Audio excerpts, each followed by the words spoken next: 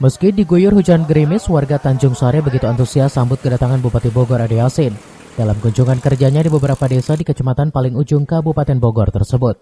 Saking mengidolakannya, bahkan warga sempat membuat kaos samisade yang diartikan Sami-Sami Sareng Bu Ade.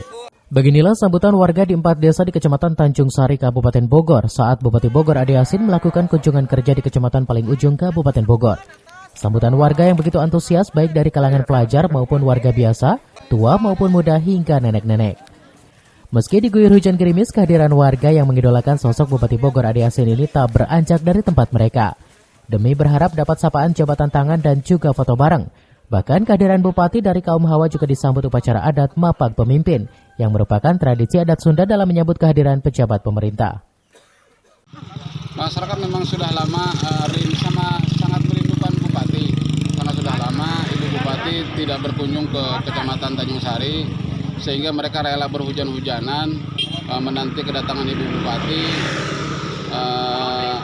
dan barangkali nanti ada program baru yang akan disampaikan oleh Ibu Bupati. Sebenarnya itu dipelintir aja.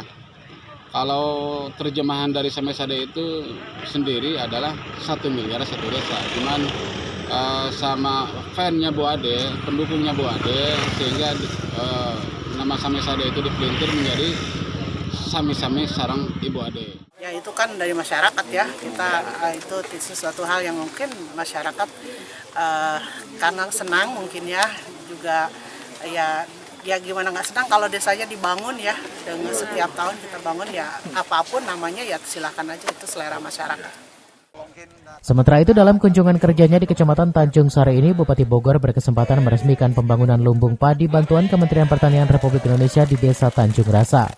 Peninjauan dan peresmian jalan yang dibangun melalui program Samisade di Desa Pasir Tanjung dan Desa Selawangi, pemberian bantuan dana rutilahu di Desa Sukarasa, dan juga peninjauan pelaksanaan vaksinasi di Desa Selawangi. Dari Tanjung Sari, Kabupaten Bogor, Edi Junaidi melaporkan.